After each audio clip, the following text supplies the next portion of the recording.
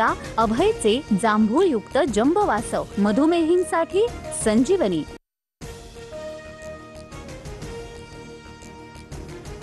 जनता फक्त आव्हाड किंवा पडळकरांनाच नाही तर आपल्याला शिव्या देते, सगळेच आमदार माजलेत असं बोललं जात आहे। विधानभवनातील हाणामारीवरून मुख्यमंत्री देवेंद्र फडणवीस संतापले। शिव्या बाहेर पडतायत त्या काही एकट्या पडळकरला किंवा यांच्या माणसाला नाही पडत आहेत। आपल्या सगळ्यांच्या नावाने या ठिकाणी बोललं जातं की हे सगळे आमदार माजले म्हणून। अधिवेशन काळामध्ये केवळ आमदार स्वीय सहाय्यक अधिकाऱ्यांनाच प्रवेश, मंत्र्यांनाही बैठका घेण्यास बंदी। हाणामारीच्या घटनेनंतर विधानसभा अध्यक्षांचा मोठा निर्णय, प्रकरण विशेषाधिकार समितीकडे वर्ग। विधानभवनात हाणामारी करणं आव्हाड आणि पडळकरांच्या कार्यकर्त्यांना भोवलं। आरोपी नितीन देशमुख आणि ऋषिकेश टकलेला सोमवारपर्यंत पोलीस कोठडी, दोघेही सराईत गुन्हेगार असल्याचं पोलिसांकडून स्पष्ट।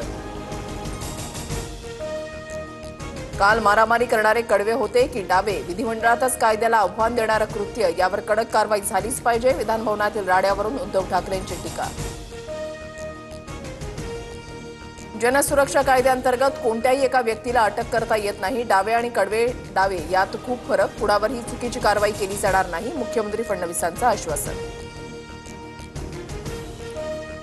मवियाच्या शिष्टमंडळानं राजभवनावर घेतली राज्यपालांची भेट, राज्यामध्ये राष्ट्रपती राजवट लागू करण्याची मागणी, जनसुरक्षा विधेयकावर स्वाक्षरी न करण्याचीही विनंती।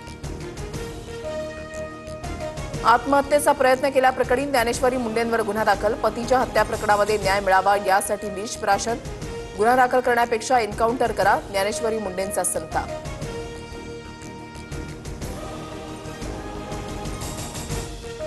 रायगडाच्या निजामपूर ग्रामपंचायतीचं नाव बदललं, आता रायगडवाडी म्हणून संबोधलं जाणार, ग्रामविकास मंत्री जयकुमार गोरेंची विधानसभेत घोषणा।